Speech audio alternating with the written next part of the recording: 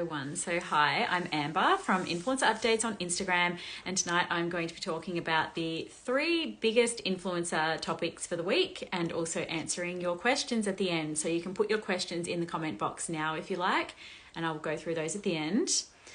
So tonight's stories are Mitch Orval's week. Mitch Orval has had a huge week. He has got engaged. He has had a risky encounter with a crocodile. He has been stranded in the Northern Territory, and he has also shared some extreme religious statistics on marriage. The second story will be Rahnee Bransby and her high school bully that she has told us about.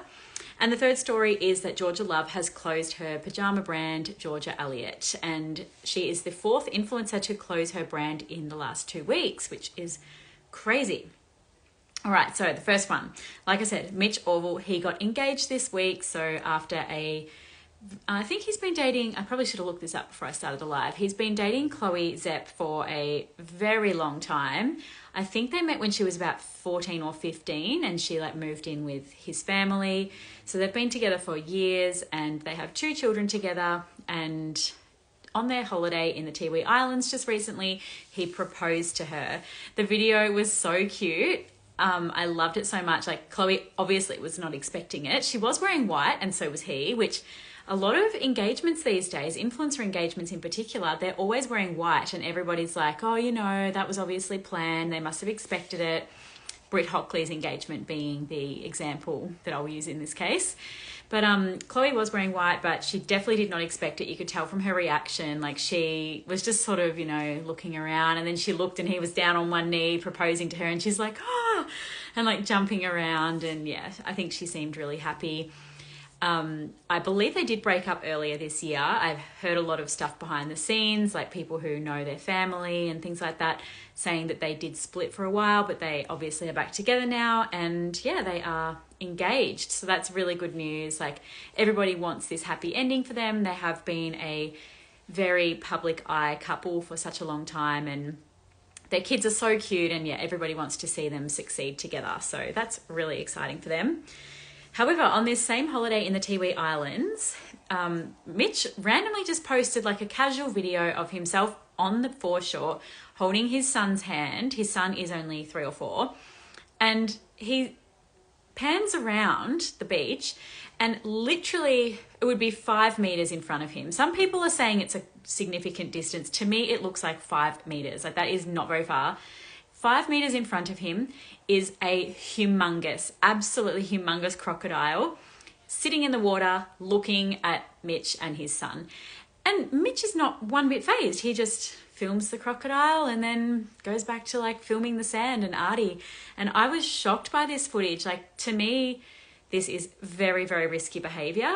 These crocodiles can move super, super fast in the water. They are slower on land, but they are still fast. Yes, you possibly could outrun a crocodile on land, but by the time it swims to you, 5 meters, okay, by the time it swims to you and then starts running, you're probably not going to get a chance to even notice. It would all happen so fast, and I'm just so shocked. I'm guessing he didn't know this because nobody would put their child in that sort of situation if they knew how dangerous and fast crocodiles were. But yeah, it has been crazy. I did put it on my TikTok account just so people could see it. But yeah, I also posted it to subscribers, and my sister, she also put it on her TikTok account after seeing it in my subscribers, and it got shared in the Outspoken Facebook group, and it's been shared around everywhere because everybody's just so shocked by this footage. You really do need to see it. Okay, also speaking of the Tiwi Islands, Mitch and Chloe and the family have all been stranded there because their flight on Wednesday was cancelled, and they were told that with Virgin Australia, they won't be able to fly out until Saturday. So that's tomorrow. So I guess they're still there. I haven't actually checked today if they're still there, but I guess being on holidays is a good place to be stranded in a way, and I believe they could afford to be stranded there. Somebody mentioned to me just before that it looks like they were hanging out with that man, what's his name? Maddie Wright, I think it is, the person who had this extreme TV show and somebody died during the filming of the TV show and he was up for manslaughter or something. So a very controversial man.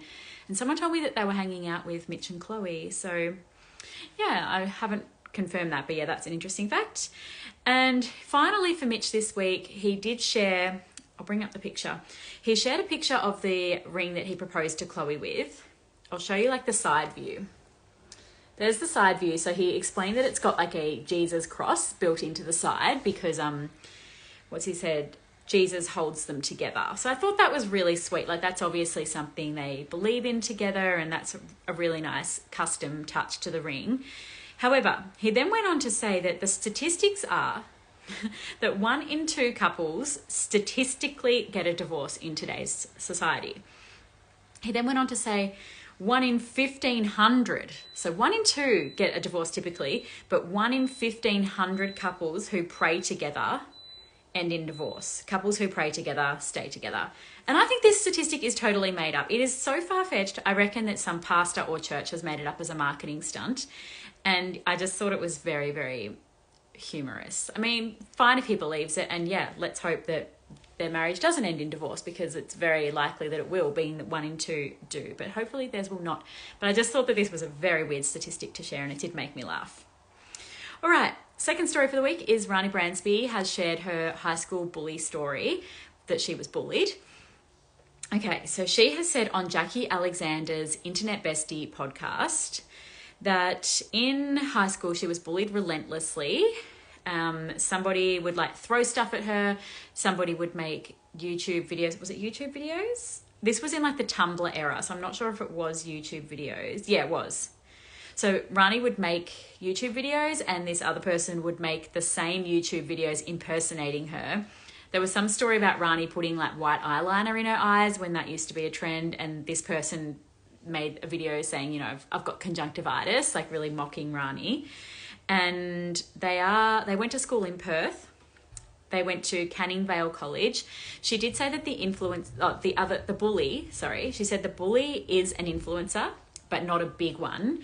She also said that the influencer was a few years older than her. She also said that they still currently follow each other on social media. I thought that was really weird. Like if somebody bullied me when I was in high school, I don't think I'd be following them on social media. And she said that person follows her back. So that was interesting as well.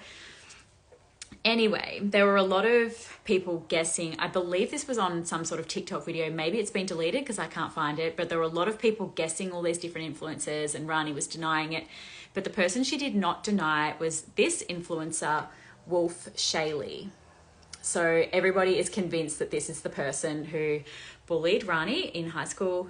And also, if you look at Wolf Shaley's Facebook page, she has written that she went to Canning Vale College. So yeah, it seems that that is the person who bullied Rahnee, but it doesn't seem that she's bullying Rahnee now. And Rahnee doesn't seem to mind. Obviously, that's why she's following her now. But yeah, she says that it's weird to see the way she behaves online now, knowing what she knows about her from high school.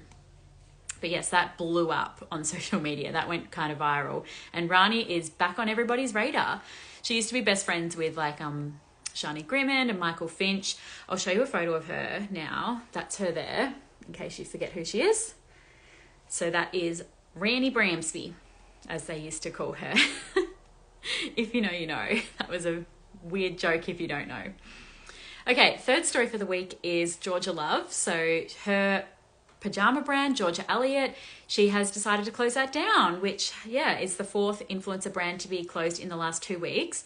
She has made a statement saying that like it was a passion project, which to me is her trying to like put a positive spin on it, saying like she didn't do it to make money. She did it because it was like an exciting passion project. And she started it during the pandemic, so during COVID, when everybody was wearing a lot of pajamas and activewear all the time because we didn't have to dress up to go anywhere. And she started it with another person. So, I didn't screenshot the name of the person, but their surname is Goodear. Yeah, so she started it with her 4 years ago, and 2.5 years ago, the business partner, somebody Goodear, she actually departed the operation, and Georgia has been running the business solo since then. So Georgia has gone on to say that this goodbye might not be forever, but it's just for now. And the website is now doing a 70% off sale because it's closing down if you do want to get some Georgia Elliott pajamas. I personally have never heard of anybody who purchased them. I haven't purchased them myself. I don't think I've ever even gone on the website, but yeah, I'm sure that it was successful in its day, and Georgia Love does have a big following, and I imagine she sold a lot. The other businesses, I'll just quickly recap. Sophie Cachia has announced that she is selling her brand, her makeup brand, Isuru. I believe that she's definitely closed it down for now. Like, I don't think the website's even up anymore. And maybe she's just saying she's selling it as like a positive PR spin, or maybe she genuinely is looking for a buyer, but it doesn't seem she's found one yet. Her pajama business, Keisha, does seem to be thriving. Like, she's constantly releasing new collections. I constantly hear great feedback about the quality of her pajamas. A lot of people complain that there's too much animal print, but I guess that must be what sells, and that's why they keep making it. The third influencer business to close down in the last fortnight is Baseline by Ashy Bines, her activewear brand. So she has said that with her health scares recently, she needed to like wind things back. She was too stressed, and she wanted to, instead of selling the business, she wanted to get it closed down so that she could go into her brain operation. She's having a brain aneurysm, a stent put in the aneurysm. It goes through her wrist and then up into her brain. She will not have to shave her head. So she's getting that operation done, and she wanted to go into that operation stress-free, knowing that the activewear brand was no longer operating, and she didn't have to like think about handing it over or selling it, which all made a lot of sense. Like, it's a very big process to sell a business. And then the fourth one is Christian Hull. I did speak about these last week as well. So Christian Hull, he has closed down his business called Fuck Off Shop, where he sells just like funny products basically.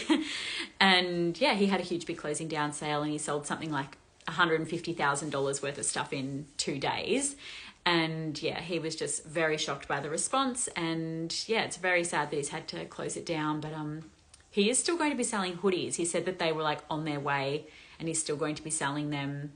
And I think that'll be the final thing before he shuts down his business. Okay, so that is the 3 stories for the week, and I'm going to go through the questions. Now. Someone's saying the story about the filthy couch that I just posted made them crack up. So Davies is selling her secondhand couch on Facebook Marketplace, and she's posted photos, and the photos make the couch look absolutely filthy. It is a white couch, so it would be impossible to keep clean. But yeah, it just seems very funny to be selling a couch that is that filthy. Hopefully she will succeed in that. You seem extra happy today. Thank you. I'm not sure. Maybe it's, don't know. Actually, I have no idea why. I did go to the doctor today and get some good news about my back. So if you've been keeping up with me, I have had an operation in the last few weeks on my, it's not like a serious back operation. It's just like on my skin. But yes, it is finally clearing up. So I'm excited about that. Maybe that's why I'm happy. And it is also the weekend. It's also school holidays, like I said earlier, but I'm kind of stressed about that actually. Waiting for Chloe, Fisher and Fisher's baby. I think the baby name will be cute. Oh yeah, I haven't even thought about what they might name their baby. So Chloe's best friend Elodie has Minnie. And yeah, I've got no idea. That'll be interesting to see. And yeah, I think it'll be really cool to see like their lifestyle with a baby, because they do have such a rock star lifestyle, like flying all over the world. So yeah, that'll be good to watch. And it'll also be good to hear about that on their podcast. Oh, people here are saying that they think they've had the baby and they just haven't posted about it yet. Interesting. Someone here is saying that they lived in Darwin 5 years ago and had so many cancelled Virgin flights and not rebooked and not refunded, and that they're so unreliable flying from Darwin. So I guess that is the experience that you're going for. Like when you fly to the Tiwi Islands, which is a remote location, it's an island off the Northern Territory. Unfortunately, that's sometimes the logistics you have to deal with, is that flights are cancelled, and yeah, getting to remote destinations is not like getting to Melbourne or Sydney. This person's saying that they think the cost of living pressures are why a lot of businesses are closing down, and I totally agree with that. There are, however, a lot of businesses opening, like Jaz Hand. She's mentioned that she is opening a Jaz Handmade jewellery store, which is going to focus on piercing.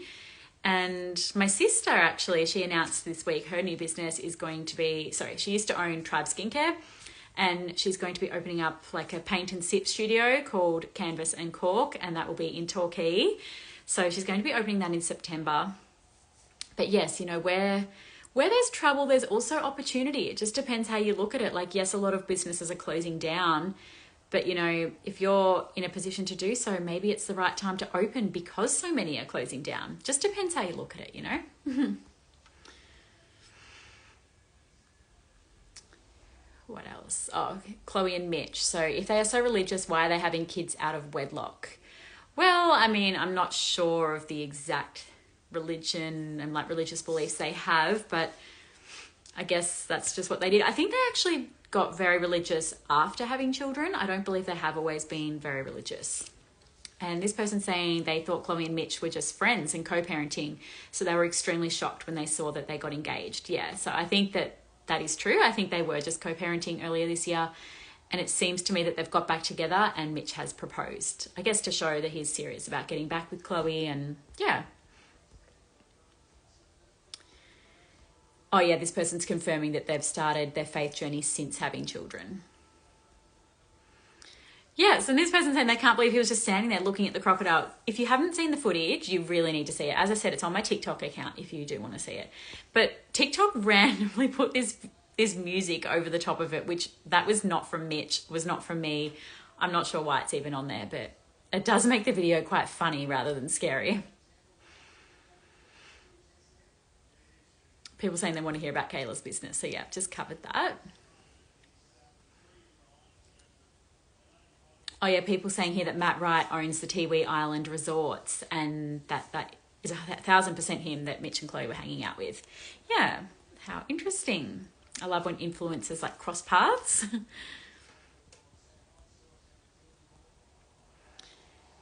This person loves the fact that Ruby Tuesday Matthews posted her fireworks in Bali and that she knows it's not everybody's cup of tea, but she looks so happy in that video. I totally agree. Like Ruby just looked so in her element and so carefree and just happy with her children. And I'm guessing Dodsey was there. She's been a bit funny about showing Dodsey in Bali. Like she made it very clear that she was flying over there alone with her children. But then she has shown that he is there. She showed him at the water park with them. And yeah, she was also explaining with the fireworks. She explained in the comments that they lit them in an area that they had spoken to people about, and they said to light them there so it's not going to like affect businesses and dogs and things. And Ruby said that her dad has been teaching her how to light fireworks since she was a child, so it's not like she was putting herself in a dangerous situation. And then a lot of people were commenting on it saying, wow, you can really tell what you're doing because I've never seen somebody light fireworks the correct way and you've done it right. So yeah, I think that the haters, maybe once they read the comments, they would realize that it wasn't as bad as what they might have thought. But yeah, I agree. She looked so happy. Other people are agreeing here that Ruby looked really happy. Anyone want to know about Kairo, Calvitto, Sam Guggs and Ned Lester? This story just keeps on coming up week after week. So the new podcast that's come out that Sam was on it a few weeks ago. It's called like D&M or DBM or NBM or something. So Sam Guggs did an episode with them. I haven't listened to it yet because I tried to, but it hadn't actually come out yet. So I need to go back. And then Ned Lester, I think, has now done an interview with them. So I also need to listen to that one. But it's a triangle, and like I said last week, Sam seems a little bit snaky with her friends and when it comes to guys, like how she snaked Sophie Cachia last week with the whole Jordan situation. But yeah, I don't know what the go is there. Oh my gosh, somebody has said here that Olivia Mathers has been reunited with her cat. I don't know if that's true. Oh, okay, yeah, everybody's like, oh my God, yay, what? Okay. I'm in the Lost Pets page for the Gold Coast and it got posted 20 minutes ago. Okay, I need to look into this because this is really, really great news. Like, Olivia has been posting this cat saga for weeks now and people have been criticising her, saying that she's not doing enough and that she needs to hire a pet investigator, and this is really good news if they've been reunited. She has been so upset about her cat being stolen by her neighbours and potentially to be resold. So yeah, I'll have to look into this one straight away after this live.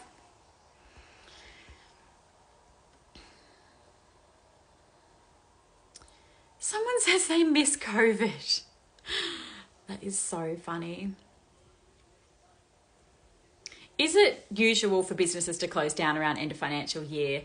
No, it's not. It really doesn't make a difference. People are saying here that, yeah, it sounds about right to write things off for tax purposes. But the thing is, closing a business is a very long process. Like if they're announcing it now, we're like 9 days out from the end of June. Like there's no way they'll have everything wrapped up by the end of June to not have to continue lodging tax returns next year. Like, yeah, it doesn't really make too much difference. I mean, no, I don't think so. Oh, somebody here bought Georgia's pajamas during COVID and they were so ill-fitting and clearly bought straight from Alibaba. Personal opinion only, not a fact. I'll just add that for legal reasons. Sounds like Ashy Bines needs to go fill her cup for the 10 millionth time this year. Yeah, she does love that saying. But yeah, she admits that that is what she is doing. Like she's going to Bali after her surgery. And yeah, she's saying that she needs to de-stress. Didn't Ashy's surgeon tell her she didn't need to have it operated on? I guess everything is content. Yes, she's got a highlight on her page. So if you want to hear the whole story, it is on there. The first surgeon said it does not need to be operated on. And then she went in like a few weeks later just to like have it checked again. And she just went on her own. She didn't take Steve or anything. She just thought, routine checkup, all going to be good. And then they said to her, this is serious. We need to operate it on it as soon as we can. And she freaked out, and as you would. And yeah, wasn't expecting that at all. But yeah, she's going to be operated on shortly. And this process has been like 3 months. Like it hasn't been a long time. It's very fast, really.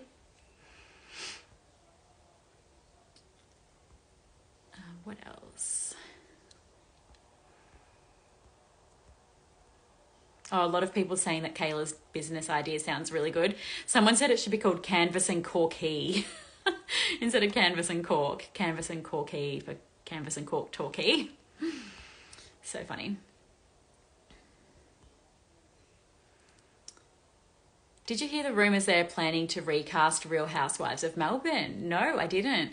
The person I would like to see on there is, of course, Beck Judd. I think that would be so cool. And then, like, her rich friends, I suppose. That would be funny. Like, Larinska, I know she was in Yummy Mummies, but it'd be cool to see her in, like, Real Housewives of Melbourne. I don't know. Does anyone have any ideas who might be cast on it? If that is true, that would be interesting to know.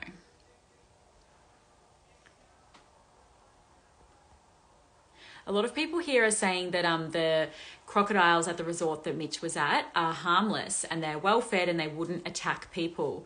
Okay, that might be true. I'll give anyone the benefit of the doubt in that. I would hope that that is true. And in fact, however, I still wouldn't risk it. Absolutely not. They are a wild animal and you never know how a wild animal might react.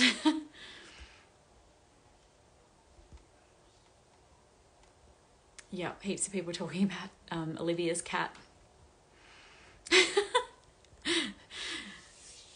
I'm just laughing. Someone's asking, isn't Kayla's new business in Corky? I'm like, no, it's actually Torquay, but the business is called Canvas and Cork.